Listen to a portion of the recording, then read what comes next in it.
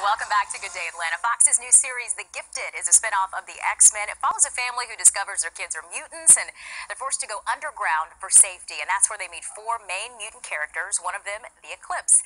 So what better day to meet the man behind that character? We have Teale with us to tell us all about the new show. So good morning. Good morning. Thanks for having me. Hey, glad to have you with us today. The Eclipse. I mean, yes. this was meant to be. You were supposed to be on Good Day. Yeah, weirdly, yeah, exactly. This is a good day today. Yes. Yeah, no, it's a rare thing, right? And actually, it's quite a fun. He's a made-up character as well, so it just so happens that the Solar Eclipse lands on a time when this character now exists. Perfect. So it is just perfect. All right, this is made in collaboration with Marvel TV. So It is. Marvel, a lot of people recognize, of course, that huge name in the comic world.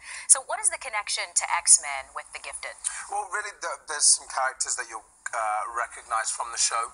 From the comics, you have Blink, who's actually appeared in the movies. I think Fan Bingbing played her, and then we've got Thunderbird, and we've got Polaris, who are all recognizable characters. But the Gifted sort of exists within its own universe.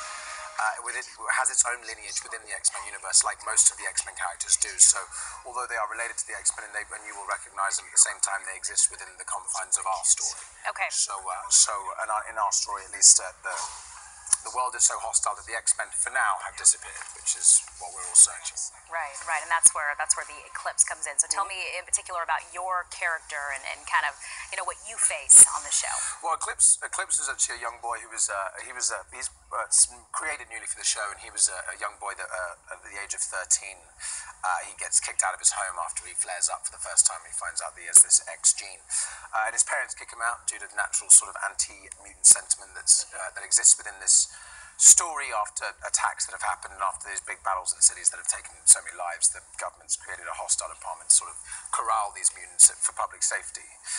But he's been exiled because of it, and he's had to go through the Americas to try and find family and love and life in the States, and on the path to that has done a lot of things that he's sort of not very proud of, and that'll come back to haunt him once okay. Yeah. Dun, dun, dun. Yes, Teaser exactly. there. Who else is involved in this? Lots of wonderful people. So Matt Nix this is a big project. Yeah. We've got Brian Singer, obviously, who made all the X-Men movies, along with Valkyrie and Usual Suspects, where he was a great director, and he's our executive producer as well. We have Matt Nix, who's our showrunner, who's brilliant, as all of his writing stuff. We have Len Wiseman, just jumped on board as well as another big director. Then the actors, we have Steve Moyer from True Blood and Amy Acker from Person of Interest, and lots of wonderful people. The cast is great, the crew's great, the writing is great, it's all great. It just seems like lately there's been always, but lately so much interest in comic books, comic movies, and that whole world. So what has it been like to really get to bring that to life in this brand new TV show? Well, it's sort of, it's really enjoyable. It's something that I think every actor wants to be involved in at some point. Every child, when they were a child, wanted to have superpowers. Sure, So it's sort of like a game of boys with toys here, because now all of a sudden I get to throw stuff out of my hand. Instead of the light shining out of somewhere else, it shines out of my hand. So it is a pleasure, and it's a privilege to be part of the Marvel Universe, naturally.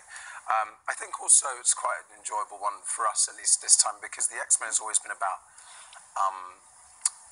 a lot of above superpowers and whatever else. It's been about civil rights and equality and about humanity, and I think that's something different to just donning a suit and flying around and saving the planet.